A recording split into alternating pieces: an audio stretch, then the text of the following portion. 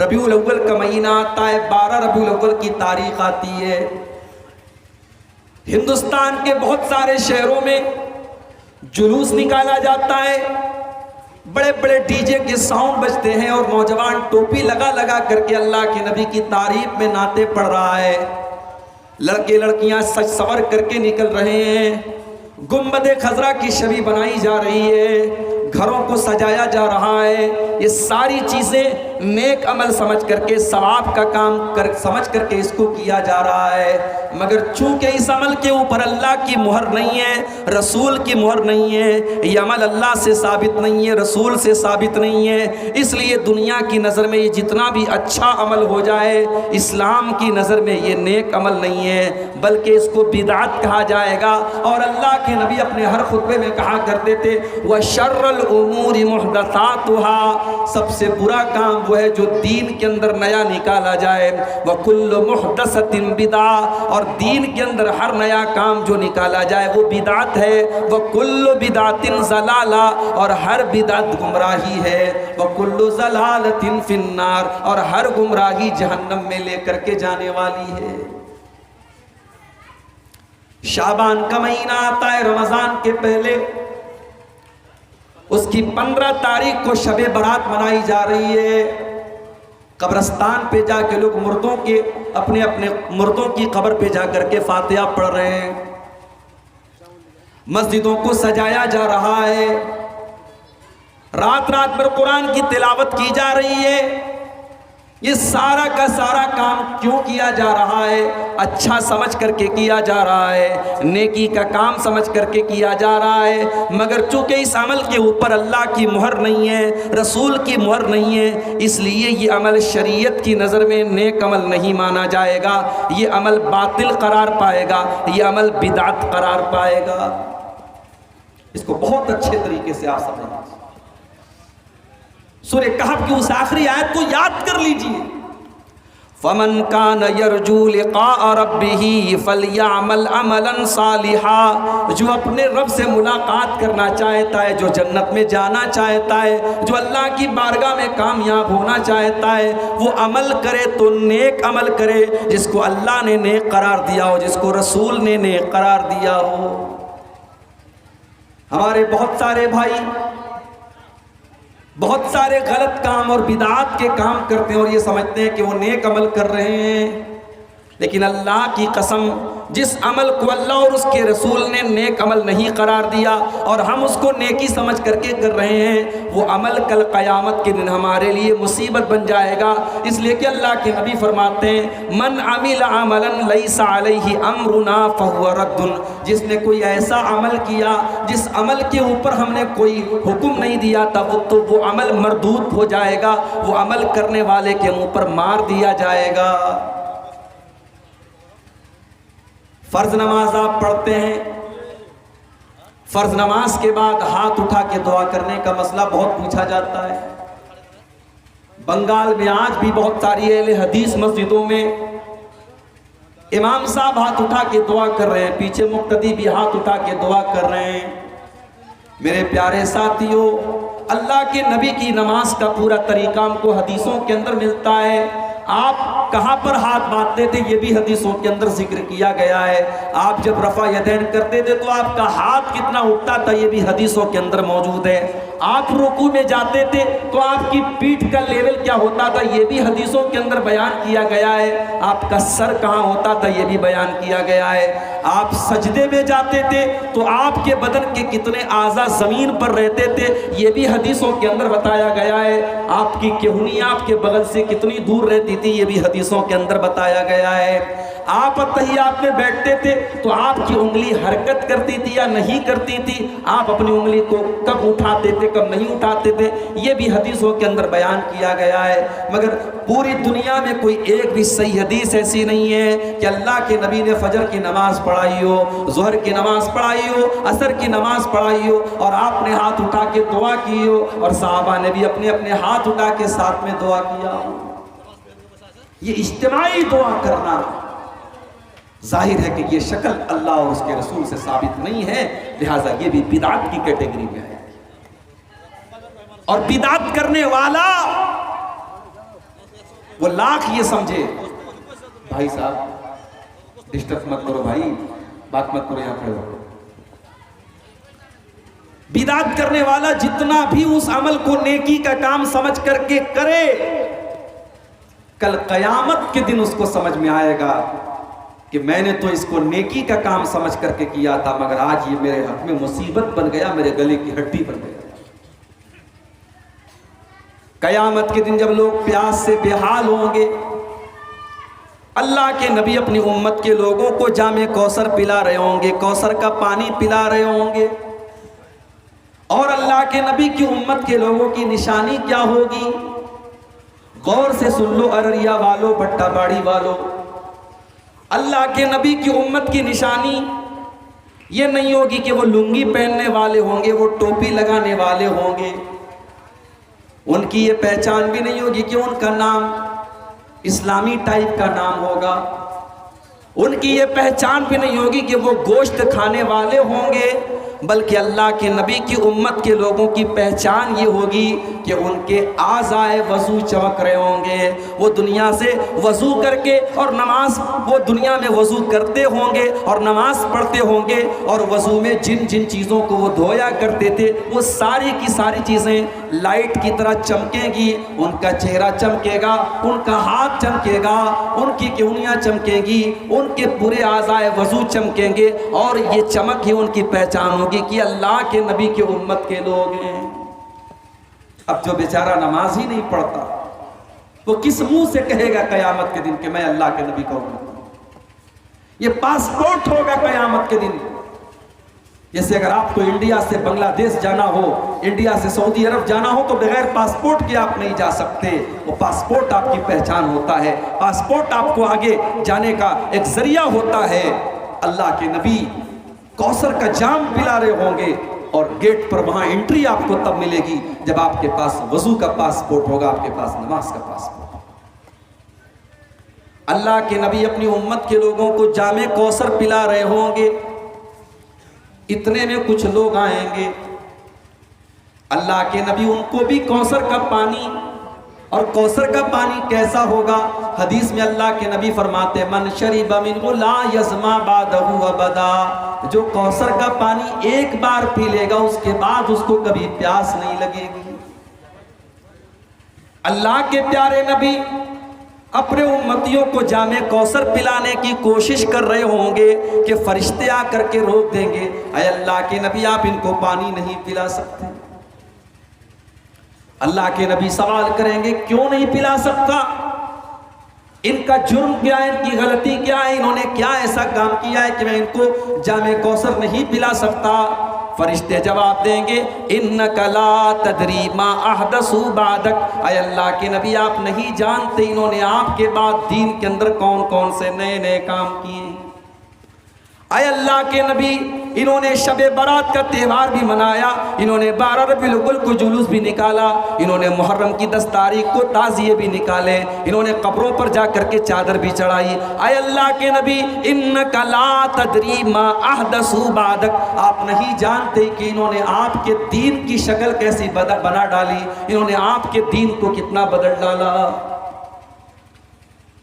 جیسے ہی اللہ کے نبی کو پتا چلے گا یہ بدعتی لوگ ہیں، جیسے ہی آپ کو پتا چلے گا کہ یہ وہ لوگ ہیں جنہوں نے آپ کے دین کو بدل ڈالا، بخاری اور مسلم کے الفاظ ہیں، اللہ کے نبی بڑے غصے سے کہیں گے سحقن سحقن لمن غیر بعدی، اے فرشتوں ان کو گھسیٹ کر کے میری آنکھوں سے دور لے کے چلے جاؤ، ان کو جہنم میں لے کر کے چلے جاؤ، انہوں نے میرے دین کو بدل ڈالا، انہوں نے میری شریعت کو بدل ڈالا، انہوں نے بدعات و خرافات کے کام کیے ہیں، ان کو میری آنکھوں سے دور لے کے چلے جاؤ۔ تو بدعت کرنے والا اور دین کے اندر نیا نیا کام نکالنے والا اگر یہ کہتا ہے کہ ہم نبی کا دامن پکڑ لیں گے اور سرکار کا دامن پکڑ لیں گے تو وہ یا کان کھول کر کے سن لے وہ کہ قیامت کے دن اس کو نبی کا دامن نصیب نہیں ہوگا۔ ایک بات اور بتاؤں، مشرک کے لیے قیامت کے دن اللہ کے نبی شفاعت بھی نہیں کریں گے۔ اللہ کے نبی شفاعت کریں گے اپنی امت کے لیے، مگر آپ کی امت میں بھی اگر کوئی مشرک ہوگا، کوئی شرک کرنے والا ہوگا کوئی اللہ کے علاوہ کسی اور کے آگے ہاتھ پھیلانے والا اور کسی اور کے آگے سر جھکانے والا ہوگا، اللہ کے نبی اس کے لیے شفاعت نہیں کرے۔ آپ پوچھیں گے اس کی دلیل کیا ہے؟ آئیے دلیل آپ کو دے دیتا ہوں، بخاری کی روایت ہے، مسلم کی روایت ہے۔ اللہ کے نبی کے صحابی حضرت ابو ہریرہ رضی اللہ تعالیٰ عنہ اللہ کے نبی کے پاس آتے ہیں اور ایک بڑا ہی امپورٹنٹ سوال کرتے ہیں، بڑا ہی اہم سوال کرتے ہیں۔ کیا سوال کرتے ہیں؟ اے اللہ کے نبی، اے اللہ کے نبی، وہ کون خوش نصیب انسان ہے جس کی شفاعت، جس کو آپ کی شفاعت ملے گی قیامت کے دن؟ من اسعد الناس بشفاعتک یا رسول اللہ، اے اللہ کے رسول، کل قیامت کے دن وہ کون سا خوش نصیب انسان ہے جس کو آپ کی شفاعت نصیب ہوگی، جس کی آپ سفارش کریں گے، جس کو جہنم سے بچانے کی آپ اللہ سے ریکویسٹ کریں گے، جس کو جنت میں ڈالنے کی آپ اللہ سے گزارش کریں گے، وہ کون خوش نصیب ہوگا؟ اللہ کے نبی نے کیا فرمایا؟ میرے پیارے ساتھیوں، پورے ہندوستان میں رات بھر جلسہ کہیں نہیں ہوتا سوائے آپ کے سیمانچل کی، 2 گھنٹے کی تقریر پورے انڈیا میں کہیں نہیں ہوتی سوائے آپ کے شیرس آبادی اور سوائے سیمانچل اور بنگال کے علاقوں۔ غور کیجئے، آپ کم سے کم 7 یا 8 سال سے تو میں تقریر کرنے آپ کے علاقے میں آ رہا ہوں، مجھ سے پہلے نہ جانے کس دور سے یہ جلسے چلے آ رہے ہیں، رات بھر تقریریں ہم سن رہے ہیں، لیکن سماج کے اوپر کوئی اثر نہیں پڑ رہا ہے۔ جو بے نمازی تھا وہ آج بھی بے نمازی ہے، جو غلط کام کرتا تھا وہ آج بھی غلط کام کر رہا ہے۔ وجہ کیا ہے؟ وجہ یہ ہے کہ ہم حدیثوں کو سنتے تو ہیں مگر ایک کان سے سن کر کے دوسرے کان سے اڑا دیتے ہیں۔ ہم جب اللہ کے رسول کی حدیثوں کو سنتے ہیں تو یہ سوچ کر کے نہیں سنتے کہ ہم اس کے اوپر عمل کریں گے، ہم اس کو اپنائیں گے۔ حضرت ابو ہریرہ کو دیکھو، جب ابو ہریرہ یہ سوال کرتے ہیں کہ اللہ کے نبی وہ کون سا خوش نصیب ہوگا جس کو آپ کی شفاعت ملے گی، تو اللہ کے نبی کیا فرماتے ہیں؟ لَقَدْ ظَنَنْتُ يَا أَبَا هُرَيْرَةَ لَا يَسْأَلُنِي عَنْ هَذَا الْحَدِيثِ أَوَّلُ مِنْكَ۔ اے ابو ہریرہ، مجھے پتا تھا کہ سب سے پہلے یہ سوال مجھ سے کوئی کرے گا تو تم ہی کرو گے، لِمَا رَأَيْتُ مِنْ حِرْصِكَ عَلَى الْحَدِيثِ۔ رکھ دیجئے، لے لیں۔ اس لیے کہ ابو ہریرہ، مجھے پتا ہے کہ تم حدیث کو حاصل کرنے کے لیے بے چین رہتے ہو، تمہارے اندر حدیث کو سیکھنے کی تڑپ ہے، تمہارے اندر حدیث کو جاننے کی تڑپ ہے۔ میرے پیارے بھائیو، حدیث کی تڑپ اپنے دل میں پیدا کر لو، اللہ کے رسول کی باتوں کو سیکھنے کی تڑپ اپنے اندر پیدا کر لو، ابو ہریرہ کے نقش قدم پہ چلا کرو، حدیث کو جاننے کی کوشش کیا کرو، حدیث کو سیکھنے کی کوشش کیا کرو، حدیث پر عمل کرنے کی کوشش کیا کرو۔ رات بھر تقریر سننا کمال نہیں ہے، تقریر سے آپ نے کتنا عمل کیا یہ زیادہ اہم بات ہے اور یہ کمال کی بات ہے۔ اللہ کے نبی نے فرمایا کہ ابو ہریرہ، قیامت کے دن وہ خوش نصیب انسان جس کو میری شفاعت ملے گی، من قال لا الہ الا اللہ خالصا من قبل نفسہ، جو دل سے لا الہ الا اللہ کہے گا، جو توحید کے اوپر رہے گا، جو شرک سے اپنے آپ کو بچائے گا، جس نے دنیا میں شرک نہیں کیا ہوگا، جو توحید پر دنیا سے مرا ہوگا، اس کو میری شفاعت نصیب ہوگی۔ تو نبی کا دامن نہ تو کسی بدعتی کو ملے گا، نہ کسی مشرک کو ملے گا، نہ شرک کرنے والے کو نبی کا دامن نصیب ہوگا، نہ بدعت کرنے والے کو نبی کا دامن نصیب ہوگا۔ تو اللہ کے یہاں نیکی کے قبول ہونے کی یہ پہلی کنڈیشن ہے میرے پیارے ساتھیوں، کہ اس عمل کے اوپر اللہ اور اس کے رسول کی مہر ہو۔ دوسری کنڈیشن کیا ہے؟ دوسری کنڈیشن یہ، وَلَا يُشْرِكْ بِعِبَادَةِ رَبِّهِ أَحَدًا۔ اللہ تعالیٰ کے یہاں ہمارا عمل تبھی قبول ہوگا جب ہم نے اس عمل کے اندر کسی کو شریک نہیں کیا ہوگا، اس عمل کو ہم نے صرف اور صرف اللہ کے لیے کیا ہوگا، ہمارا وہ عمل پیور ہوگا، شدھ ہوگا، خالص ہوگا، اس عمل کے اندر کوئی ملاوٹ نہیں ہوگی، ہم نے وہ عمل صرف اور صرف اللہ کے لیے کیا ہوگا، تب وہ عمل ہمارا اللہ کی بارگاہ میں قبول ہوگا، ورنہ ہمارا عمل اللہ کے قبول نہیں ہوگا۔ میرے پیارے ساتھیوں، اب ذرا اپنے دل پر ہاتھ رکھ کر کے بتاؤ کہ آپ نے نماز آپ جو پڑھتے ہیں، آپ نے مدرسے میں چندہ دیا، آپ نے زکوٰۃ دیا، آپ نے حج کیا، آپ نے عمرہ کیا، آپ نے کوئی بھی نیکی کا کام کیا، ذرا اپنے دل پر ہاتھ رکھ کر کے سوچو اور بتاؤ کہ آپ نے وہ عمل کس کے لیے کیا۔ اگر آپ کے عمل کرنے کا مقصد یہ تھا کہ اللہ ہم سے راضی ہو جائے تو اللہ تو ثواب اس کا ضرور آپ کو دے گا، لیکن اگر آپ کے دل میں یہ آرزو تھی مدرسے میں 1 لاکھ روپیہ چندہ دے رہا ہوں تاکہ پورے گاؤں کے لوگوں کو پتہ چل جائے کہ میں کتنا بڑا سخی ہوں، میں نے حاتم طائی کی قبر پہ لات مار کر کے 1 لاکھ روپیہ چندہ دے دیا۔ اگر آپ حج کر کے اس لیے آتے ہیں کہ تاکہ پورا گاؤں آپ کو حاجی صاحب کہہ کر کے آپ کو سلامی دے، اگر آپ نماز اس لیے پڑھتے ہیں تاکہ آپ کو لوگ نمازی قرار دیں، تو یاد رکھو میرے پیارے ساتھیوں، آپ کی وہ نماز آپ کے منہ پر مار دی جائے گی، آپ کا حج آپ کے منہ پر مار دیا جائے گا، آپ کی زکوٰۃ اور آپ کا صدقہ آپ کے لیے برباد ہو جائے گا۔ ریاکاری اور دکھاوا یہ ہماری نیکیوں کے لیے میرے پیارے ساتھیوں زہر ہے، زہر جو ہماری نیکیوں کو ختم کر دیتا ہے۔ اسی لیے اللہ نے قرآن کے 3 پارے میں فرمایا، یا ایھا الذین آمنوا لا تبطلوا صدقاتکم بالمن والاذی، اے ایمان والو جب تم اللہ کی راہ میں صدقہ اور خیرات دیا کرو، جب تم دان دیا کرو، جب تم چندہ دیا کرو، تو اس پر احسان نہ جتایا کرو اور کسی کو تکلیف نہ دیا کرو، اگر ایسا کرو گے تو تمہارا صدقہ برباد ہو جائے گا۔ کالذی ينفق مالہ رئاء الناس، اے ایمان والو تم ان کی طرح نہ ہو جانا جو صدقہ تو کرتے لیکن لوگوں کو دکھانے کے لیے کرتے ہیں، جو منافقوں کا طریقہ ہے، جو کافروں کا طریقہ ہے۔ اے مسلمانوں تم وہ طریقہ مت اپنانا۔ ریاکاری اور دکھاوا یہ کافروں کا طریقہ ہے، یہ منافقوں کا طریقہ ہے۔ مومن نماز پڑھتا ہے تو یہ سوچ کر کے پڑھتا ہے کہ یہ میری زندگی کی آخری نماز ہے۔ جب مومن نماز پڑھتا ہے تو دل اس کا نماز کی طرف لگا رہتا ہے، دماغ اس کا نماز کی طرف لگا رہتا ہے۔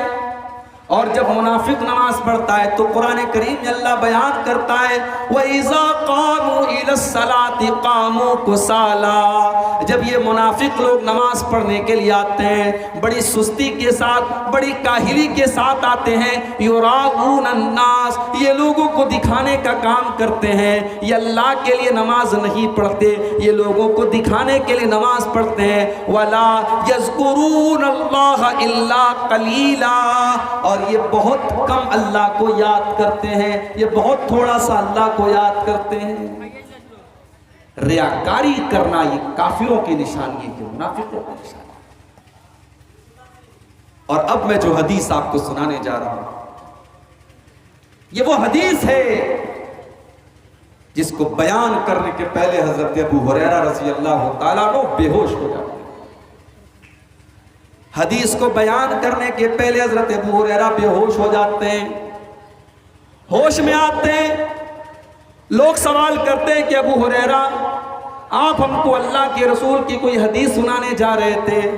ابو ہریرہ کہتے کہ ہاں میں تم کو حدیث سنانے جا رہا ہوں، میں نے اللہ کے پیارے نبی کو یہ فرماتے ہوئے سنا ہے۔ اور اتنا کہنے کے بعد ابو ہریرہ دوبارہ بے ہوش ہو جاتے ہیں، تین بار بے ہوش ہوتے ہیں۔ پھر جب تیسری مرتبہ ہوش میں آتے ہیں تو کہتے ہیں کہ وہ لوگوں میں نے اللہ کے نبی سے کو یہ فرماتے ہوئے سنا ہے ان اول الناس یقضى یوم القیامت ثلاثۃ، قیامت کے دن سب سے پہلے 3 لوگوں کا فیصلہ کیا جائے گا، سب سے پہلے 3 لوگوں کا فیصلہ کیا جائے گا۔ نمبر 1 رجل استشہد فی سبیل اللہ، پہلے نمبر پر وہ انسان ہوگا جو اللہ کی راہ میں شہید ہوا تھا، جو اللہ کی راہ میں جہاد کرتے ہوئے، جنگ کرتے ہوئے، لڑائی کرتے ہوئے اللہ کی راہ میں شہید ہو گیا تھا، اس کو اللہ کے سامنے لایا جائے گا۔ اللہ پوچھے گا میرے بندے، میں نے تجھ کو طاقتور بنایا تھا، تجھے لڑنے کے لائق بنایا تھا، تیرے جسم کو مضبوط بنایا تھا، تو نے کیا کیا؟ بندہ کہے گا قاتلت فیک حتی استشہدت، اے اللہ میں تیرے راستے میں لڑتا رہا، میں قتال کرتا رہا، میں جنگ کرتا رہا، تیرے دشمنوں کو مارتا رہا، حتی استشہدت، یہاں تک کہ میں شہید ہو گیا۔ اللہ فرمائے گا تو جھوٹ بول رہا ہے، تو اس لیے نہیں لڑ رہا تھا کہ مجھے راضی کرنے والا تھا، اللہ کو راضی کرنے والا تھا، تو اس لیے لڑ رہا تھا تاکہ دنیا والے کہیں کہ تو بہت بڑا ویر تھا، بہت بہادر تھا، تیری ویرتا کے، تیرے بہادری کے، تیری شجاعت کے چرچے ہوں، اس لیے تو لڑتا تھا اور جنگ کرتا تھا، تو تجھے جو چاہیے تھا وہ تو تجھے مل گیا۔ اور اس کے بعد اللہ تعالیٰ حکم دے گا اور چہرے کے بل گھسیٹ کر کے اس کو جہنم میں ڈال دیا جائے گا۔ اس کے بعد دوسرے آدمی کو لایا جائے گا، یہ بہت بڑا عالم ہوگا، یہ قرآن کا عالم ہوگا اور قرآن کا ٹیچر ہوگا۔ وَرَجُلٌ تَعَلَّمَ الْعِلْمَ وَعَلَّمَهُ، اس نے علم دین کو سیکھا ہوگا، سکھایا ہوگا۔ اللہ پوچھے گا میرے بندے، میں نے تجھے دین کا عالم بنایا، تجھے دین کی سمجھ عطا فرمائی، تو نے کیا کیا؟ بندہ کہے گا اے اللہ میں دین کو سیکھتا رہا اور دین کو سکھاتا رہا، اے اللہ میرا مقصد یہ تھا کہ تو خوش ہو جائے، تو راضی ہو جائے، اے اللہ تیری رضا کے لیے، تجھے خوش کرنے کے لیے میں نے دین کو سیکھا اور سکھایا۔ اللہ فرمائے گا کذبتا، تو جھوٹ بول رہا ہے، تو نے اس لیے دین کو سکھایا، تو نے اس لیے دین کو سیکھا، تو نے قرآن کو اس لیے پڑھا لیقال انہو قارئ، تاکہ دنیا کہے کہ یہ قرآن کا بہت بڑا قاری ہے، یہ بہت بڑا علامہ ہے، یہ بہت بڑا عالم ہے، دنیا والے تیری تعریف کریں، تو نے تعریف بٹورنے کے لیے سارا کام کیا تھا، تو تجھے جو چاہیے تھا وہ تو مل گیا۔ اس کے بعد اللہ تبارک و تعالیٰ اس انسان کو جو دنیا میں عالم تھا اور ٹیچر تھا دین کا، قرآن کا، اس کو بھی گھسیٹ کر کے جہنم میں ڈال دے گا۔ اس کے بعد ایک تیسرا آدمی آئے گا، یہ بہت بڑا پیسے والا، بہت بڑا دھنوان آدمی، بہت پیسے والا مالدار آدمی ہوگا۔ اللہ تعالیٰ پوچھے گا میرے بندے، میں نے تجھ کو مختلف طریقے کا دھن دولت دیا، پیسہ دیا، مال دیا، تو نے کیا کیا؟ بندہ کہے گا اے اللہ جہاں پر بھی مجھ کو پتا چلا کہ وہاں پیسہ دینے سے تو خوش ہوتا ہے، مسجد میں، مدرسے میں، یتیم خانے میں، غریبوں کے اوپر، یتیموں کے اوپر میں نے خرچہ کیا، اے اللہ میں نے تمام نیکی کے راستوں پر خرچہ کیا، اے اللہ اس لیے میں نے خرچہ کیا تاکہ تو خوش ہو جائے۔ اللہ فرمائے گا کذبتا، میرے بندے تو جھوٹ بول رہا ہے، تو جھوٹ بول رہا ہے، تو نے اس لیے یہ چندہ دیا، تو نے اس لیے یہ پیسہ خرچ کیا، لیقال انہو جواد، تاکہ لوگ تجھے دان دینے والا دانی کہیں، لوگ تجھے سخی کہیں، لوگ تجھے فیاض کہیں، لوگ تجھے خرچ کرنے والا کہیں، لوگ تیری تعریف کریں، تو تجھے جو چاہیے تھا وہ تو مل گیا۔ اس کے بعد اللہ کے نبی فرماتے ہیں اللہ تعالیٰ اس کو بھی حکم دے گا اور وہ گھسیٹ کر کے جہنم میں ڈال دیا جائے گا۔ یہ ٹاپ کی تین نیکی ہے میرے بھائی، اللہ کی راہ میں جہاد کرنا، قرآن کا اور دین کا علم سیکھنا، اور اللہ کے راہ میں مال خرچ کرنا، یہ ٹاپ کی تین نیکی ہے۔ مگر یہ تینوں نیکی کرنے والا سب سے پہلے قیامت کے دن جہنم کی آگ میں ڈالا جائے۔ ترمذی کی روایت ہے، جب یہ حدیث حضرت امیر معاویہ کے سامنے پڑھی گئی، حضرت امیر معاویہ رونے لگے، اتنا روئے کہ بے ہوش ہو گئے، اور جب ہوش میں آئے تو کہنے لگے اتنی بڑی بڑی نیکی کرنے والے اللہ کی بارگاہ میں برباد ہو جائیں گے تو ہمارا تمہارا کیا ہوگا؟ اس کے بعد حضرت معاویہ نے سورہ ہود کی وہ دو آیتیں پڑھی۔ کون سی دو آیتیں؟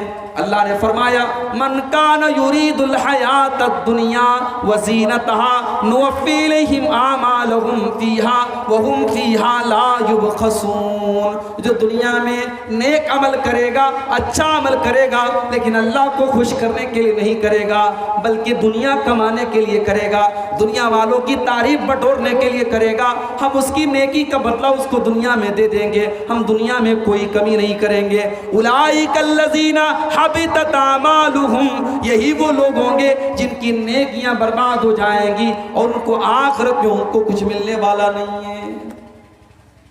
آخرت میں کچھ نہیں ملے گا. اگر آپ کی نیت صحیح نہیں ہے، آپ کے دل میں اخلاص نہیں ہے.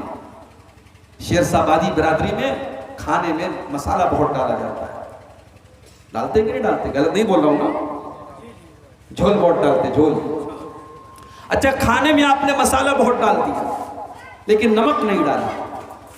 بہت اچھا آپ نے دیسی مرغا بنایا، مولانا صاحب کے سامنے رکھا، مولانا صاحب کھائیے. مولانا صاحب کھانے لگے، یار نمک ہی نہیں ہے اس میں.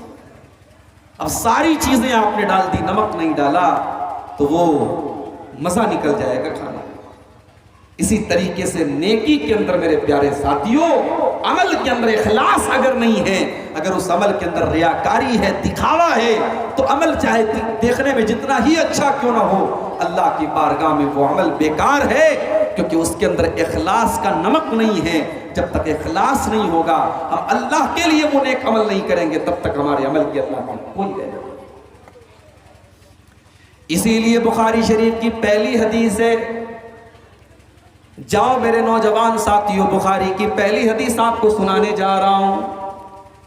بخاری کی پہلی حدیث ضرور یاد کر لینا، کوئی پوچھے تو بتا دینا کہ بخاری شریف کی پہلی حدیث ہے. حضرت عمر فاروق رضی اللہ تعالیٰ عنہ حدیث کے راوی ہیں.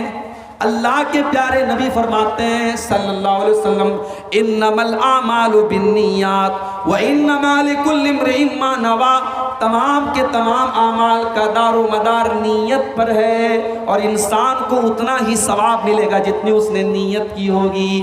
فمن كانت هجرته الى دنیا يصيبها او امرأة ينكحها، اگر کوئی ہجرت کرتا ہے، اپنا وطن چھوڑ کے جاتا ہے، بہار چھوڑ کے ممبئی جاتا ہے، بہار چھوڑ کے بنگلور جاتا ہے، اپنا وطن چھوڑ کر کے پردیس جاتا ہے دنیا کمانے کے لیے یا کسی عورت سے نکاح کرنے کے لیے، تو اس کو جو چاہیے وہ مل جائے گا. ومن كانت هجرته الى الله ورسوله فهجرته الى الله ورسوله، اور جو اللہ کے لیے اپنا وطن چھوڑتا ہے، جو رسول کے لیے اپنا وطن چھوڑتا ہے، جو اللہ اور اس کے رسول کے لیے ہجرت کرتا ہے، اس کو ہجرت کا ثواب ملے گا. وطن دونوں چھوڑ رہے ہیں.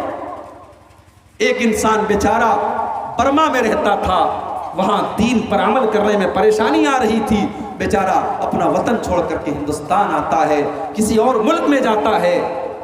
اس کا مقصد ہے اپنے دین کو بچانا، اپنے ایمان کو بچانا. اس نے بھی وطن چھوڑا ہے لیکن مقصد ہے اللہ کے لیے اور اس کے دین کے لیے اس نے وطن چھوڑا ہے. اور ایک اور انسان ہے جو اپنا وطن چھوڑ کر کے کہیں اور جاتا ہے پیسہ کمانے کے لیے، کسی عورت سے نکاح کرنے کے لیے، وطن وہ بھی چھوڑ رہا ہے. عمل سیم ہے، فرق دونوں میں کیا ہے؟ ایک کی نیت دنیا کمانا ہے اور ایک کی نیت اللہ کو خوش کرنا ہے. تو جو اللہ کو خوش کرنے کے لیے ہجرت کرے گا اس کو ہجرت کا ثواب ملے گا، اور جو اپنا وطن چھوڑے گا دنیا کے لیے اور کاروبار کے لیے اس کو کوئی ثواب نہیں ملے گا. نیت کا معاملہ اتنا اہم ہے میرے پیارے ساتھیوں کہ اگر آپ کی نیت سچی ہے تو عمل کے بغیر بھی آپ کو عمل کا ثواب مل جائے گا. ابھی آپ نے عمل نہیں کیا لیکن آپ کی نیت اگر سچی ہے تو آپ کو ثواب مل جائے گا. اللہ نے فرمایا وَمَن يَخْرُجْ مِن بَيْتِهِ مُهَاجِرًا إِلَى اللَّهِ وَرَسُولِهِ ثُمَّ يُدْرِكُهُ الْمَوْتُ فَقَدْ وَقَعَ أَجْرُهُ عَلَى اللَّهِ. جو اللہ کے راستے میں ہجرت کرنے کے لیے جاتا ہے اور راستے میں اس کا انتقال ہو جاتا ہے، اس کی موت ہو جاتی ہے، اس کا ثواب اللہ تعالیٰ کیا ملے گا؟ وہ اپنے شہر سے نکلا تھا، یہ سوچ کر کے نکلا تھا کہ میں دوسرے شہر میں جاؤں گا تاکہ وہاں جا کر کے میں آزادی سے نماز پڑھ سکوں، میں آزادی سے روزہ رکھ سکوں، میں آزادی سے اسلام کے اوپر عمل کر سکوں۔ وہ ہجرت کے ارادے سے نکلا تھا اور راستے میں اس کو موت آ گئی تو اللہ فرماتا ہے فقد وقع اجرہ علی اللہ، اس کو ضرور اس کی نیکی کا ثواب ملے گا۔ اللہ کے نبی فرماتے ہیں تم سے پہلے کی امت میں ایک آدمی تھا جو 99 لوگوں کا قاتل تھا، 99 لوگوں کا اس نے مرڈر کیا تھا۔ اس کے دل میں توبہ کا خیال آیا، اس نے پتہ لگایا کہ کیا میں توبہ کر سکتا ہوں۔ کسی نے کہا کہ فلاں آدمی کے پاس چلے جاؤ، وہ اللہ کا بہت نیک بندہ ہے، اس کے پاس جا کر کے تم اپنا مسئلہ اس سے پوچھو، وہ ضرور تم کو راستہ بتائے گا۔ وہ پہنچا۔ اب یہ صاحب جو تھے یہ عالم نہیں تھے، راہب تھے، یہ بہت نیک تو تھے لیکن عالم نہیں تھے۔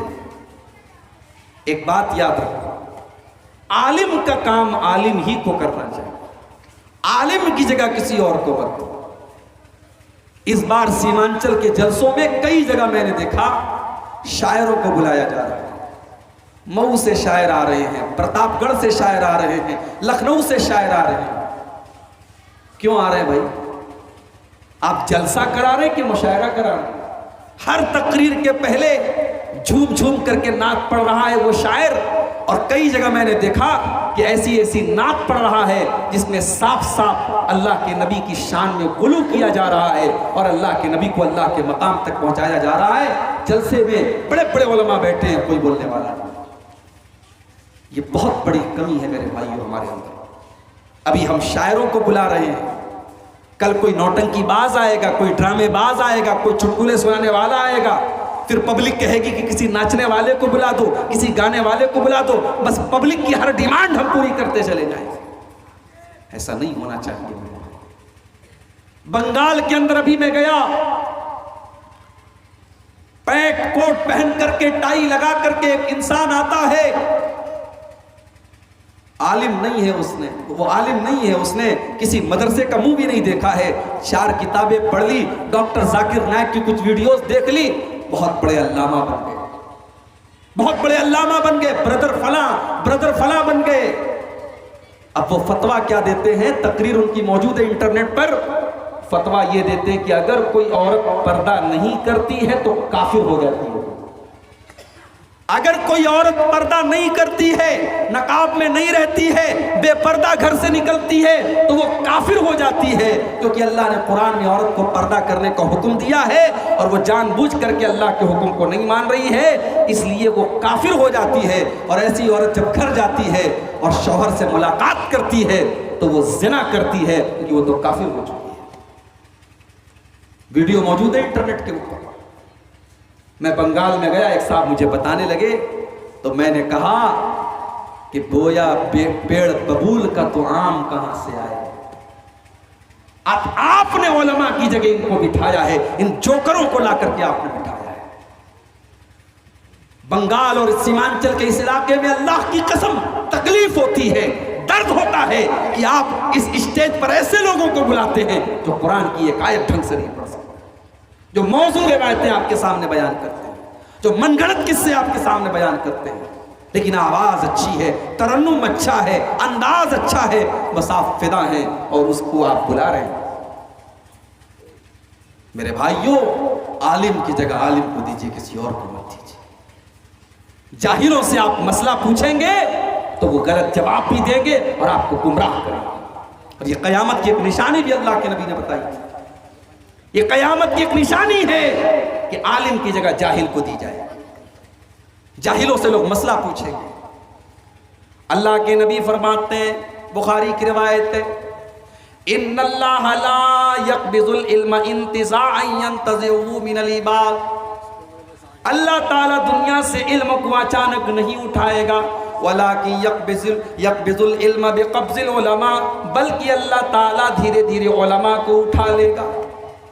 ابھی تو اللہ کا شکر ادا کرو، ابھی علماء موجود ہیں، یہ الگ بات ہے کہ دھیرے دھیرے علماء کی جگہ جاہلوں کو دی جا رہی ہے، مگر ابھی بھی بہت سارے علماء موجود ہیں۔ جو علماء موجود ہیں ان کی قدر کرو میرے پیارے ساتھیوں، کیونکہ وہ زمانہ قریب آ رہا ہے۔ اللہ کے نبی فرماتے ہیں کہ دھیرے دھیرے علماء دنیا سے چلے جائیں گے، حتی اذا لم یبقی عالما، یہاں تک کہ جب کوئی عالم نہیں بچے گا، اتخذ الناس رؤوسا جہالا، لوگ جاہلوں کو اپنا سردار بنا لیں گے، لوگ جاہلوں کو مفتی بنا لیں گے، لوگ جاہلوں کو مائک پر بلا کر کے تقریر کروائیں گے، لوگ جاہلوں سے مسئلہ پوچھیں گے، فضلوا فافتوا بغیر علم فضلوا واضلوا، اور جاہل جب فتویٰ دے گا تو خود بھی گمراہ ہوگا اور دوسروں کو بھی گمراہ کرے گا۔ عالم کا کام عالم ہی کر سکتا ہے، جاہل کو اس کی جگہ مت دیجیے۔ 99 لوگوں کا اس نے مرڈر کیا، توبہ کرنا چاہتا ہے، وہ پہنچا لیکن عالم کے پاس نہیں پہنچا، راہب کے پاس پہنچا۔ راہب کس کو کہتے ہیں؟ جو بہت نیک ہو، بہت اللہ والا ہو لیکن عالم نہ ہو۔ وہ نیک تو تھا، وہ اللہ والا تو تھا، وہ عبادت گزار تو تھا لیکن عالم نہیں تھا۔ اس نے کہا بھائی صاحب میں نے 99 لوگوں کا مرڈر کیا ہے، فَحَلْ لِي مِن توبہ، میں توبہ کرنا چاہتا ہوں، کیا میری توبہ اللہ تعالیٰ کیا قبول ہو جائے گی؟ اس نے کہا رے بھاگ جا یہاں سے، تو 99 لوگوں کا قتل کر کے آیا ہے اور تو کس منہ سے توبہ کرنے آیا ہے؟ تیری کوئی توبہ قبول نہیں ہوگی، تو بھاگ جا یہاں سے، تو سیدھے جہنم میں جائے گا۔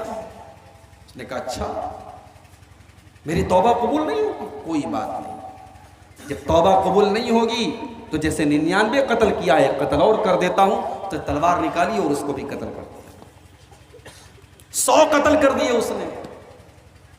پھر ایک دن اس کے دل میں احساس آیا کہ یار میں بہت غلط کام کر رہا ہوں، توبہ کرنا چاہیے۔ پھر پتہ لگایا توبہ کرنا چاہتا ہوں، کیا کروں؟ کسی نے کہا فلاں کے پاس چلے جاؤ، وہ تم کو صحیح مشورہ دے گا، صحیح ایڈوائس دے گا۔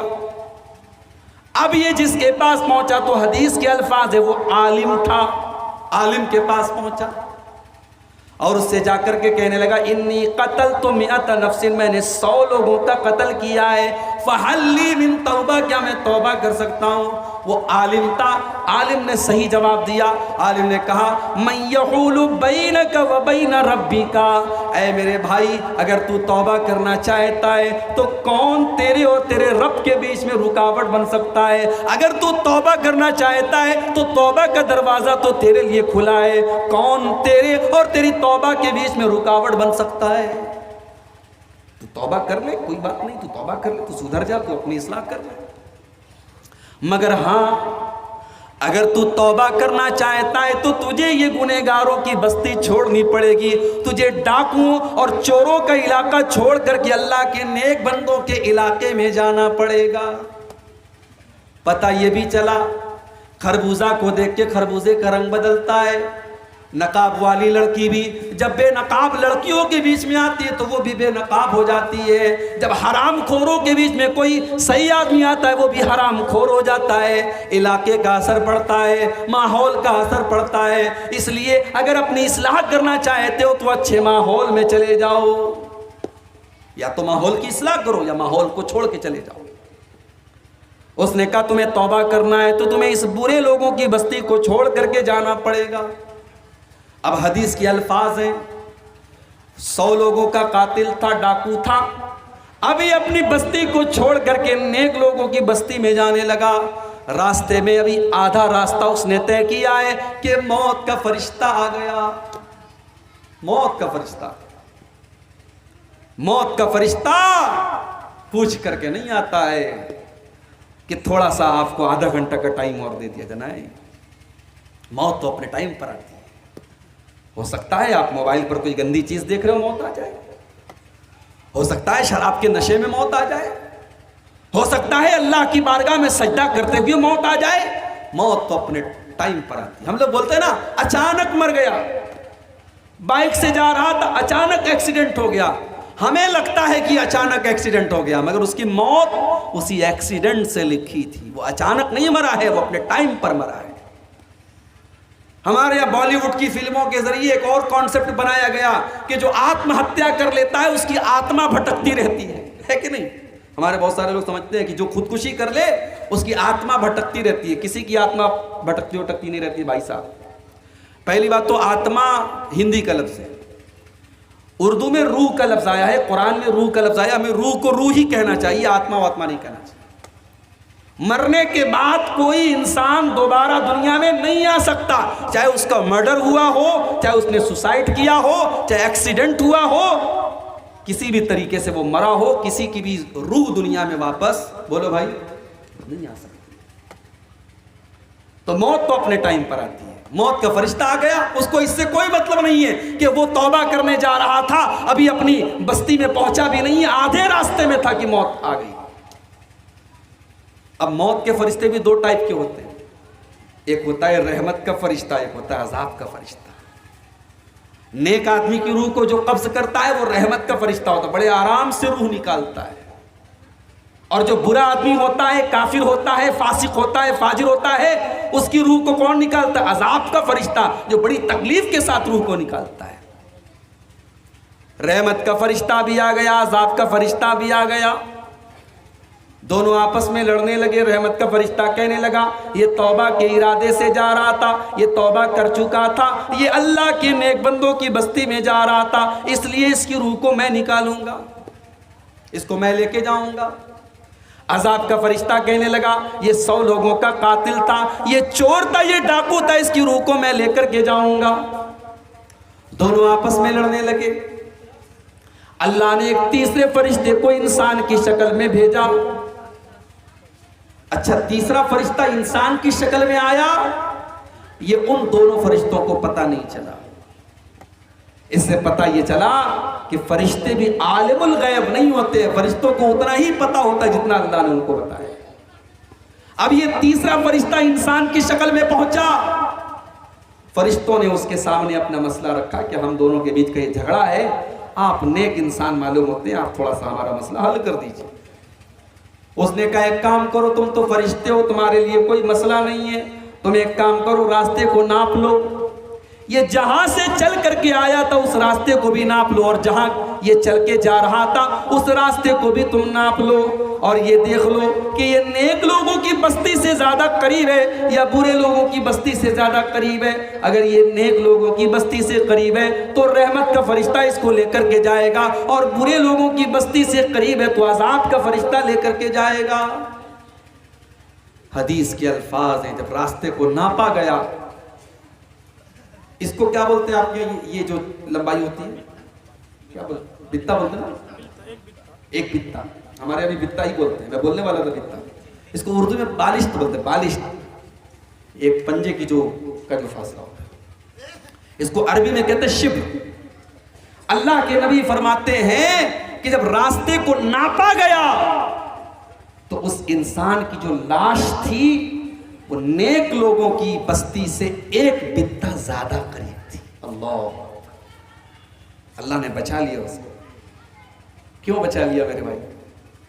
1 بتہ وہ قریب تھا نیک لوگوں کی بستی کے, اور یہ ڈیسیزن ہو گیا کہ رحمت کا فرشتہ اس کو لے کر کے جائے گا, کیونکہ اس کی نیت تھی سچی توبہ کرنے کی, اور اللہ تبارک و تعالی نیت پر ثواب دیتا ہے.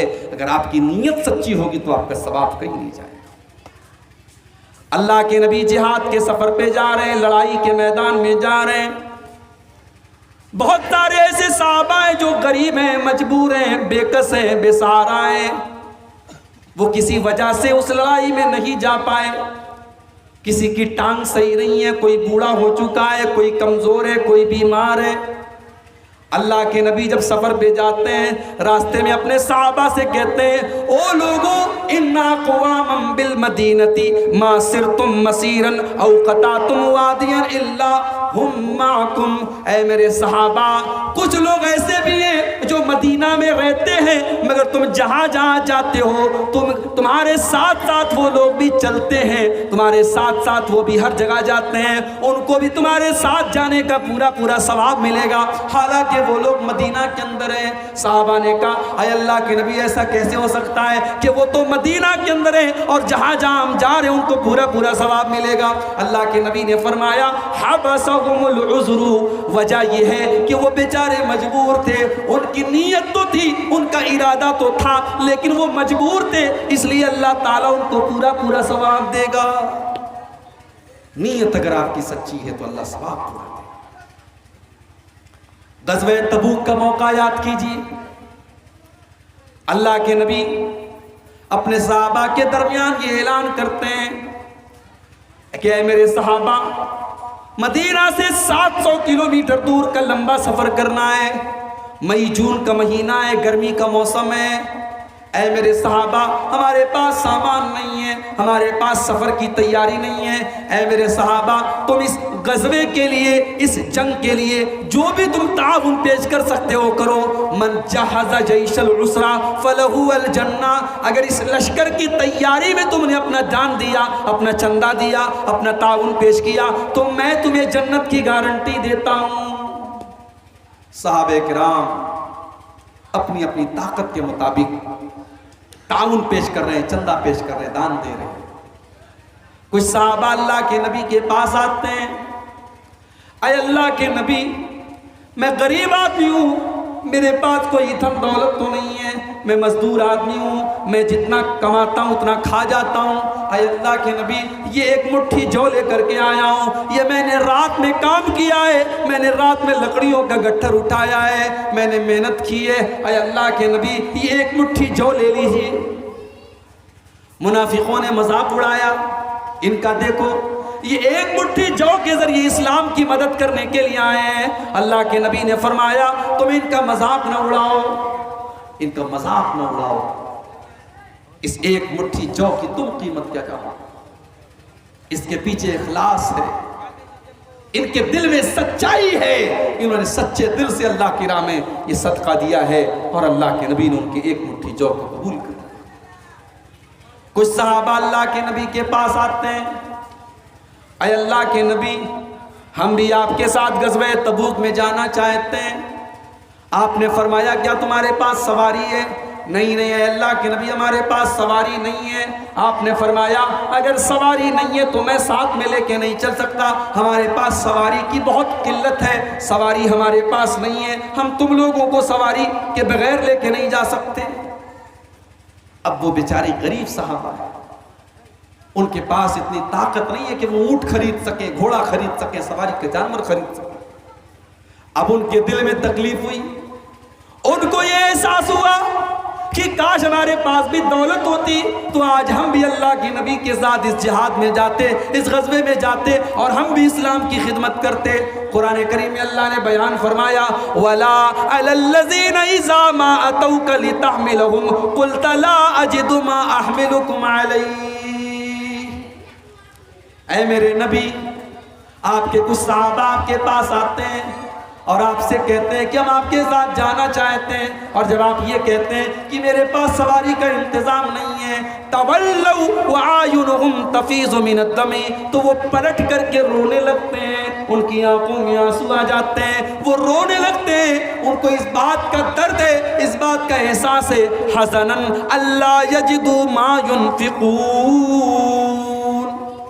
ان کو افسوس ہے اس بات کا کہ کاش ہمارے پاس بھی دولت ہوتی، ہمارے پاس بھی سواری کا انتظام ہوتا اور آج ہم اللہ کے نبی کے ساتھ جہاد پہ جا رہے ہوتے. میرے پیارے ساتھیوں، آج اخلاص کی کمی ہے. آج نیکی کرنے کے بعد فیس بک پر ڈالنے کا ماحول ہے. آج نیکی کو چھپانے کا مزاج ہے. کل قیامت کا دن ہوگا، سورج 1 میل کی دوری پر ہوگا. اللہ تعالیٰ اپنے کچھ بندوں کو اپنے عرش کا سایہ دے گا. ان خوش نصیب بندوں میں ایک بندہ وہ بھی ہوگا وَرَجُلٌ تَصَدَّقَ بِصَدَقَةٍ فَأَخْفَاهَا حَتَّى لَا تَعْلَمَ شِمَالُهُ مَا تُنْفِقُ يَمِينُهُ. اللہ کی راہ میں اس نے چندہ دیا، دان دیا، صدقہ دیا، خیرات دیا، لیکن بائیں ہاتھ کو بھی پتہ نہیں چلا کہ دائیں ہاتھ نے کیا خرچ کیا. سردی کا موسم تھا. ارریا اسٹیشن کے پاس ایک غریب آدمی بیچارہ سردی سے ٹھٹھرا پڑا ہوا تھا. اللہ کا ایک نیک بندہ آتا ہے اور اپنی کار سے اترتا ہے اور اس غریب انسان کو کمبل اڑا کے چلا جاتا ہے. اس غریب کو یہ نہیں پتا مجھے کمبل اڑانے والا کون ہے. اس امیر کو نہیں پتا میں نے کون سے غریب کو کمبل اڑایا تھا. یہ ہوتی ہے نیکی. بائیں ہاتھ کو بھی پتا نہیں کہ دائیں ہاتھ نے کیا خرچ کیا. اللہ کے نبی کے نواسے حضرت حسین ابن علی کے بیٹے تھے، علی بن حسین. اللہ کے نبی کے نواسے کے بیٹے تھے. ہمارے اس کو بولتے پر نواسا، نواسے کا بیٹا. علی بن حسین بہت بڑے اللہ کے نیک بندے تھے، تابعی تھے. علی بن حسین کا انتقال ہوا. انتقال کے بعد جب علی بن حسین کو غسل دیا جانے لگا تو ان کی پیٹھ کے اوپر موٹے موٹے نشان پائے گئے. لوگ حیرت میں پڑ گئے کہ یہ تو کوئی محنت کا کام نہیں کرتے تھے، کوئی مزدوری نہیں کرتے تھے، ان کی پیٹھ کے اوپر یہ موٹے موٹے نشان کیوں پڑے ہیں؟ دھیرے دھیرے پورے مدینہ کے اندر یہ بات پھیل گئی. مدینہ کے کچھ غریب لوگوں کو یہ پتا چلا. وہ دوڑے دوڑے آئے اور انہوں نے کہا کہ ہم کو پتا ہے کہ ان کی پیٹھ پر یہ نشان کیوں پڑے ہیں. کہا کیا معاملہ ہے؟ کہا کہ ہم بڑے غریب لوگ ہیں، ہمارے گھر ہر مہینے رات کے سناٹے میں کوئی آتا تھا اور پورے مہینے کے راشن کی بوری لے کر کے ہمارے دروازے پر پہنچا دیتا تھا.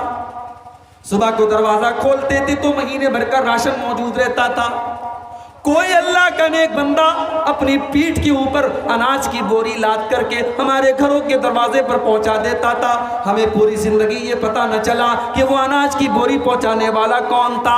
آج ان کے انتقال کے بعد ان کی پیٹھ پر پائے جانے والے ان نشانوں نے بتا دیا کہ ہمیں ہمارے گھر میں وہ اناج کے بورے پہنچانے والے یہی تھے. یہ نبی کے نواسے تھے، یہ علی بن حسین تھے.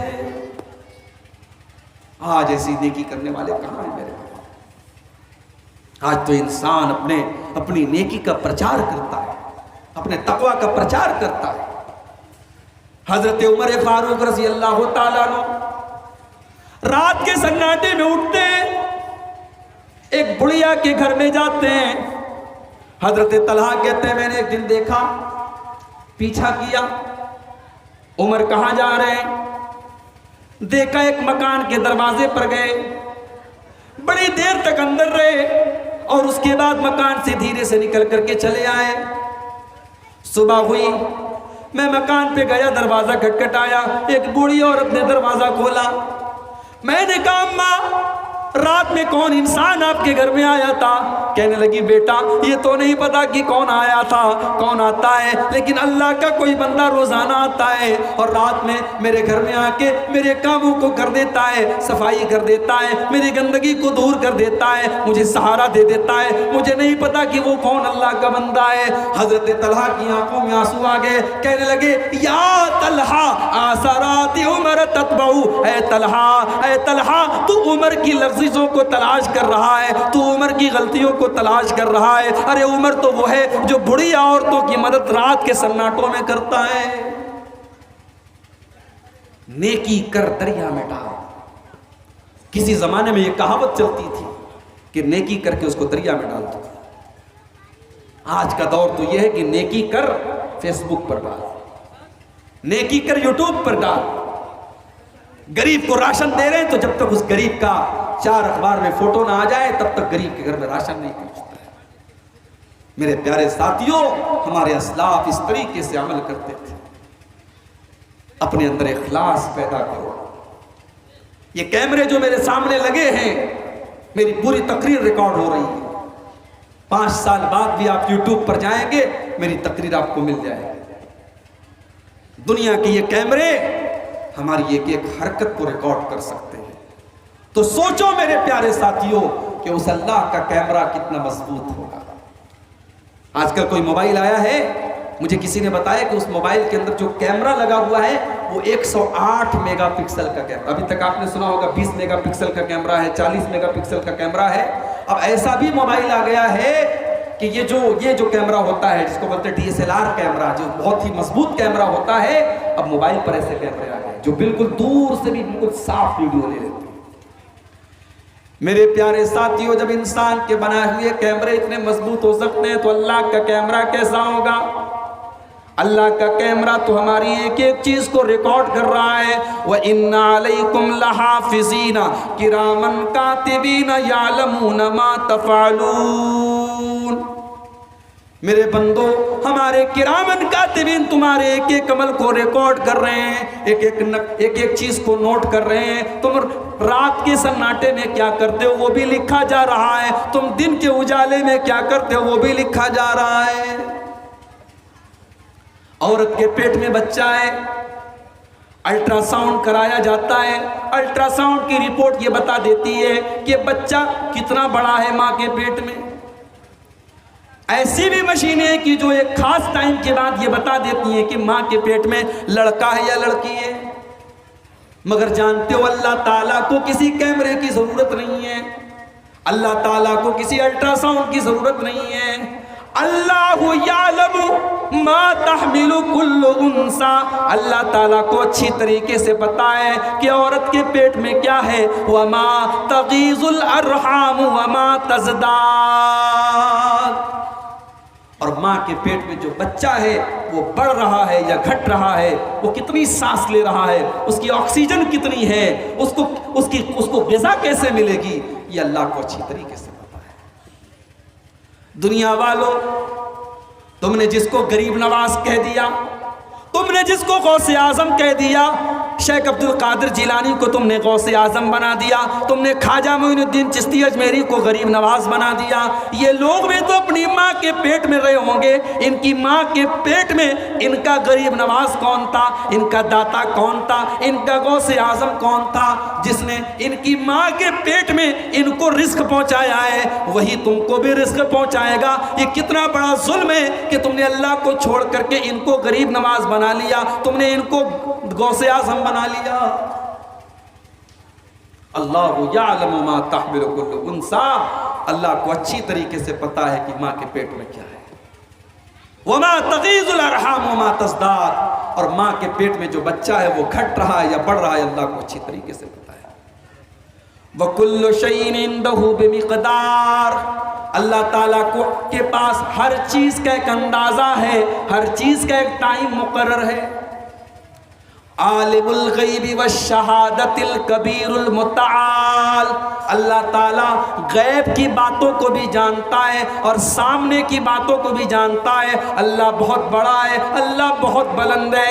سواء منکم من اسر القول ومن جہر به ومن هو مستخف باللیل وسارب بالنہار۔ ہم زور سے کوئی بات کہتے ہیں، اللہ اس کو بھی سن لیتا ہے۔ ہم چپکے سے کوئی بات کہتے ہیں، اللہ اس کو بھی سن لیتا ہے۔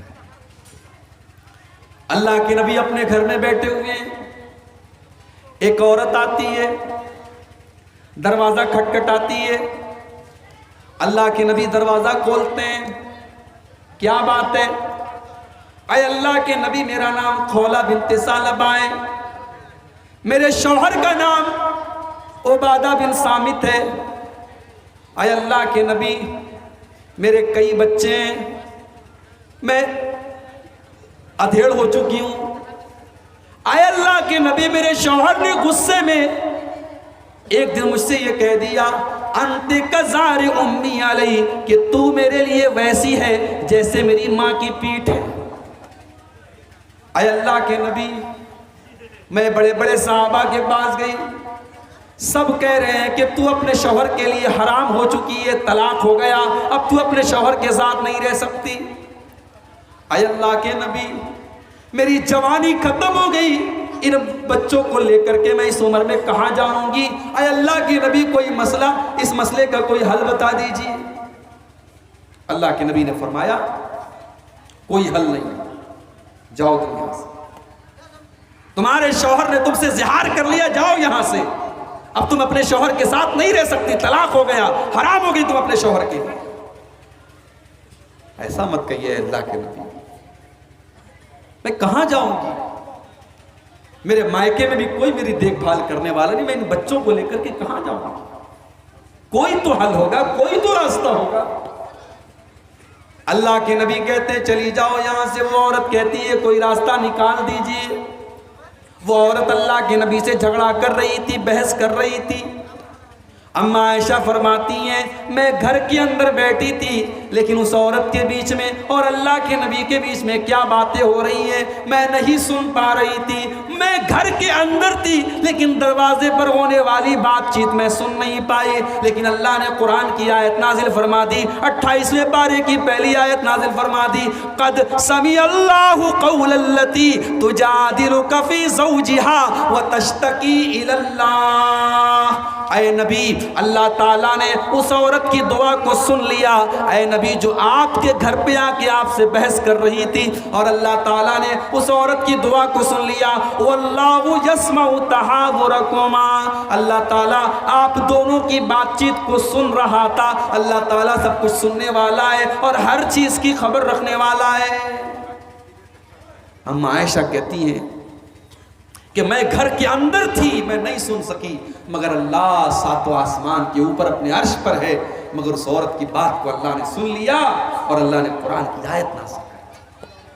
اللہ وہ ہے میرے پیارے ساتھی، اس اللہ کا ڈر اپنے دل میں ہم پیدا کر لیں تو شاید یہ مسئلے ہی ختم ہو جائیں، یہ سارے مسئلے ختم ہو جائیں، یہ بدکاری ختم ہو جائے، یہ سماج کے اندر سے بدعنوانی ختم ہو جائے۔ لیکن مسئلہ تو یہ ہے کہ ہم نے اللہ کو پہچانا ہی نہیں، ہم نے اللہ کی طاقت کو جانا ہی نہیں۔ اور جانیں گے کیسے؟ بچہ چھوٹا ہوتا ہے، ماں کہتی ہے چپ بلی آ جائے گی، چپ کتا آ جائے گا، ماں ڈراتی ہے کتے سے، بلی سے، چوہے سے، شیر سے، کاکروچ سے۔ ماں کبھی بچے سے یہ نہیں کہتی ہے بیٹا جھوٹ مت بولنا، اللہ عذاب دے گا، بیٹا چوری نہیں کرنا، اللہ تعالیٰ کے یہاں بڑی سخت سزا ملے گی، بیٹا ڈرنا نہیں، اللہ ہر جگہ، اللہ کی قدرت ہر جگہ ہے، اللہ ہر جگہ تم کو دیکھ رہا ہے۔ ہم نے اپنے بچوں کو یہ سب نہیں سکھایا میرے بھائی۔ حضرت لقمان نے اپنے بچے کو سکھایا تھا۔ اللہ نے قرآن میں حضرت لقمان کی نصیحت کو بیان کیا کہ حضرت لقمان اپنے بچے سے کہتے ہیں یا بنی انہا ان تک مثقال حبۃ من خردل فتکن فی صخرۃ او فی السماوات او فی الارض یاتی بها اللہ۔ اے میرے بچے، اگر ایک رائی کے دانے کے برابر بھی کوئی چیز ہوگی، آسمان کے اندر کہیں ہوگی، زمین کے اندر کہیں ہوگی، کسی چٹان کے نیچے ہوگی، یاتی بها اللہ، اللہ تعالیٰ اس رائی کے دانے کے برابر چیز کو بھی لے آئے گا۔ موبائل پر آپ نے جو دیکھا سب کلین کر دیا، براؤزر کی ہسٹری کو آپ نے کلیئر کر دیا، فیس بک کی چیٹنگ کو آپ نے ڈیلیٹ کر دیا، واٹس ایپ کے اور میسنجر کی چیٹنگ کو آپ نے ڈیلیٹ کر دیا، آپ نے دنیا کی میموری سے ڈیلیٹ کر دیا، مگر آپ کے نام اعمال میں جو ریکارڈ کیا جا رہا ہے میرے بھائی، اس کو کیسے ڈیلیٹ کریں گے؟ کل قیامت کے دن ہماری زندگی کی ریکارڈنگ کھولی جائے گی۔ قیامت کے دن ہم نہیں بولیں گے، ہمارے منہ پر تو اللہ تعالیٰ مہر لگا دے گا۔ اليوم نختم على افواههم وتكلمنا ايديهم وتشهد ارجلهم بما كانوا يكسبون۔ آج ہم تمہارے منہ کے اوپر مہر لگا دیں گے، آج تمہارے ہاتھ تمہارے خلاف گواہی دیں گے، آج تمہارے پیر تمہارے خلاف گواہی دیں گے۔ حتی اذا ما جاؤوها شہید علیہم سمعهم وابصارهم وجلودهم بما كانوا يعملون۔ کل قیامت کے دن تمہارے کان تمہارے خلاف گواہی دیں گے، تمہاری آنکھیں تمہارے خلاف گواہی دیں گی، تمہارے بدن کے چمڑے تمہارے خلاف گواہی دیں گے۔ کبھی کبھی آپ کو لگتا نہیں کہ ہمارے مرنے کے بعد اللہ کیسے ہم کو دوبارہ زندہ کرے؟ بھئی ہم اپنے مردے کو دفناتے ہیں قبر میں، کبھی کبھی جب دوسری قبر کو کھودتے ہیں تو کسی کی کھوپڑی نکل جاتی ہے، کسی کے ہاتھ کی ہڈی نکل جاتی ہے، تو کبھی کبھی دماغ میں سوال آتا ہے کہ اے اللہ، اس کی کھوپڑی الگ ہو گئی، اس کی ہڈی الگ ہو گئی، یہ تو پورا مٹی میں مل گیا، اب قیامت کتنی ہے، کیسے دوبارہ زندہ ہو؟ اللہ نے قرآن میں اس سوال کا جواب دیا۔ أَيَحْسَبُ الْإِنسَانُ أَن لَّن نَّجْمَعَ عِظَامَهُ بَلَىٰ قَادِرِينَ عَلَىٰ أَن نُّسَوِّيَ بَنَانَهُ۔ اے انسان تو یہ پوچھتا ہے کہ اللہ تعالیٰ تیری ہڈیوں کو دوبارہ کیسے اکٹھا کرے گا، تجھے دوبارہ کیسے زندہ کرے گا؟ بَلَىٰ قَادِرِينَ عَلَىٰ أَن نُّسَوِّيَ بَنَانَهُ، ارے اللہ تو وہ ہے جو تیری انگلیوں کے پور بھی تیرے ہی لوٹائے گا، جو فنگر پرنٹ بھی تیرے ہی لوٹائے گا۔ آدھار کارڈ بنتا ہے نا تو ہماری انگلیوں کے فنگر پرنٹ لیے جاتے ہیں۔ کیوں لیا جاتا ہے؟ کیونکہ عبدالغفار صاحب کے فنگر پرنٹ کی جگہ ہمارے ناظم اجلاس صاحب کا فنگر پرنٹ کام نہیں کرے گا۔ ہر انسان کا فنگر پرنٹ دوسرے سے الگ ہے، اور یہ بھی اللہ کی عجیب قدرت ہے کہ دنیا میں کروڑوں انسان ہیں، مگر دنیا میں کوئی دو انسان بھی ایسے نہیں ہیں جس کے انگوٹھے اور انگلیوں کا نشان سیم ایک جیسا ہو، سب کا الگ الگ ہے۔ اسی لیے موبائل پر ہم لوگ جب فنگر لاک لگاتے ہیں تو ہمارے فنگر سے ہی ہمارا موبائل کھلتا ہے، دوسرے سے نہیں کھلتا ہے۔ سب کی انگلیوں کے نشان الگ الگ ہے۔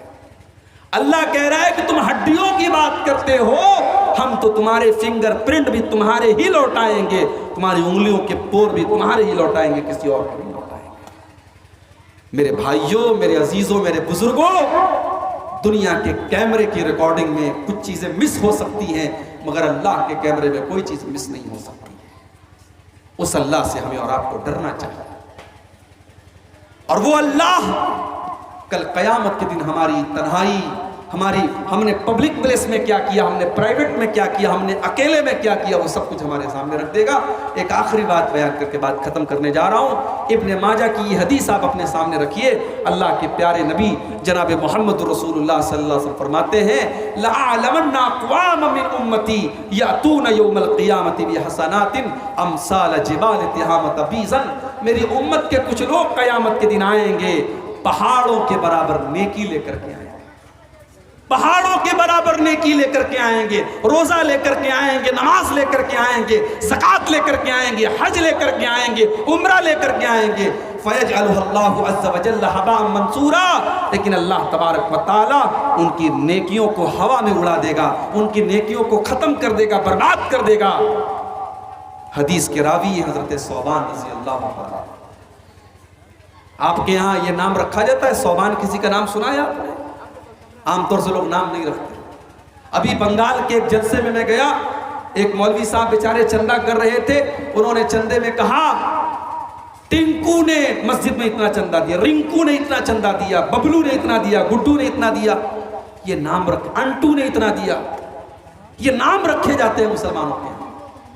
کچھ لوگ تو بس ایسے ہی نام رکھ لیتے ہیں۔ علماء سے نام پوچھا کرو میرے بھائیوں، اور صحابہ کے نام پر اور نبیوں کے نام پر اپنے بچوں کے نام رکھا کرو۔ صحابہ کے نام پر تو آنکھ موند کر کے اپنے بچوں کا نام رکھ لیا۔ بڑا اچھا نام ہے، جن کی نئی نئی شادی ہوئی ہو یا جن کے گھر میں بچہ پیدا ہونے والا ہو، یہ نام نوٹ کر لو، بچہ پیدا ہو تو یہ نام رکھ لینا، ثوبان بہت پیارا نام ہے، اللہ کے نبی کے صحابی کا نام ہے۔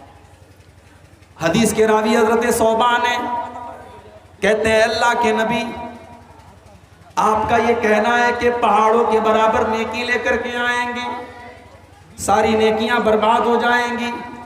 اے اللہ کے نبی صفہم لنا وجلہم لنا، ذرا کھول کھول کر کے بتا دیجئے وہ کون لوگ ہوں گے تاکہ ہم ان کی طرح نہ ہو جائیں۔ آپ نے فرمایا اما انہم اخوانکم ومن جلدتکم، اے ثوبان وہ تمہارے ہی بھائی ہوں گے، وہ بھی مسلمان ہوں گے، وہ بھی تمہارے ہی جیسے لوگ ہوں گے، وہ نماز بھی پڑھیں گے، وہ روزہ بھی رکھیں گے، وہ راتوں کو عبادت بھی کریں گے۔ بس ایک بات کی کمی ہوگی۔ کیا کمی ہوگی؟ وَلَكِنَّهُمْ إِذَا خَلَوْا بِمَحَارِمِ اللَّهِ انْتَهَكُوهَا، جب وہ اکیلے میں ہوں گے، جب وہ تنہائی میں ہوں گے، جب کوئی دیکھنے والا نہیں ہوگا، جب کوئی ریکارڈنگ کرنے والا نہیں ہوگا، تو وہ اکیلے میں گڑبڑ کام کریں گے، وہ ناجائز کام کریں گے، وہ اللہ کو ناراض کرنے والا کام کریں گے۔ جب سے یہ موبائل آیا، جب سے یہ سوشل میڈیا آیا، کہیں بڑا اچھا ایک میں نے فیس بک کے اوپر یا واٹس ایپ کے اوپر بڑا اچھا ایک میسج میں نے پڑھا تھا کہ یہ موبائل ایسے ہی اسمارٹ فون نہیں ہو گیا، یہ بہت ساری چیزوں کو کھا کر کے اسمارٹ ہو گیا۔ یہ کیلکولیٹر کو کھا گیا، یہ گھڑی کو کھا گیا، یہ کیلنڈر کو کھا گیا، یہ رشتوں کو کھا گیا، یہ غیرت کو کھا گیا، یہ شرم و حیا کو کھا گیا۔ آج اس موبائل نے ہماری تنہائیوں کو میرے پیارے ساتھیوں، بچے ہوں، جوان ہوں، بزرگ ہوں، عورتیں ہوں، اچھا خاصا آدمی فیس بک دیکھ رہا ہے، اب اس میں فیس بک پر ریل آ رہی ہے، اب جب ریل آنے لگی تو اس میں ناچ گانا بھی آنے لگا، اس میں بیہودہ چیزیں بھی آنے لگی۔ اب انسان انگلی سے اس کو اسکرول کرتا چلا گیا، اب ایک چیز دیکھا اس کو اچھی لگنے لگی۔ اب فیس بک بھی بہت ہوشیار ہے، اس نے سمجھ لیا کہ آپ یہ چیز دیکھ رہے ہیں بار بار، اب اسی سے ریلیٹڈ وہ چیزیں بار بار آپ کو دکھائے گا، اور اس طریقے سے اچھے خاصے دیندار اور نیک اور نمازی لوگوں کے گھر میں بھی آج ناچ گانا اور گندی چیزیں آج ان کے موبائل پر پلے ہو رہی ہیں، وہ دیکھ رہے ہیں۔ میرے عزیزوں، اپنی تنہائی کی حفاظت کرو، کوشش کرو کہ ہم اپنی تنہائی میں کوئی ایسا کام نہ کریں جس سے اللہ ناراض ہوتا ہے، اس لیے کہ تنہائی میں کرنے والے جو گناہ ہیں میرے بھائیوں، وہ ہماری نیکیوں کو کھا جاتے ہیں اور ختم کر دیتے ہیں۔ آئیے، چونکہ آپ کافی دیر سے سن رہے ہیں تقریر اور ٹھنڈی کا موسم بھی ہے، اللہ سے آئیے ہم دعا کریں رب العالمین ہم سب کو آج کے اس جلسے میں جو تقریریں ہوئی ہیں، اور خاص طور سے میں نے جو تقریر کی ہے اخلاص کے موضوع پر، اللہ اس تقریر پر ہم سب کو عمل کرنے کی توفیق عطا فرمائے۔ آج اس مدرسے کے لیے جن بھائیوں نے اپنا اپنا تعاون پیش کیا ہے، دان دیا ہے، چندہ دیا ہے، اللہ ان کے چندے کو قبول فرمائے، اللہ ہم سب کی نیتوں میں اخلاص پیدا فرمائے، اللہ ہم میں سے جو لوگ نماز نہیں پڑھ رہے ہیں اللہ ان کو نمازی بنا دے، جو ہم میں سے روزگار سے پریشان ہیں، کاروبار سے پریشان ہیں، اللہ ان کو جائز اور حلال روزی عطا فرمائے، جو ہم میں سے کسی بھی طریقے کے ذہنی اور جسمانی بیماری میں مبتلا ہیں، اللہ ان سب کو صحت و تندرستی عطا فرمائے، اللہ تعالی ہم سب کو اپنے دین پر چلنے والا بنائے، اللہ شرک و بدعت سے ہم سب کو بچنے والا بنائے، اللہ ہمیں ہر شر سے محفوظ رکھے، جب تک دنیا میں زندہ رکھے، اسلام پر زندہ رکھے، اور ہم سب کا خاتمہ ایمان پر ہو، آمین۔ وآخر دعوانا الحمدللہ رب العالمین، والسلام علیکم ورحمۃ اللہ وبرکاتہ۔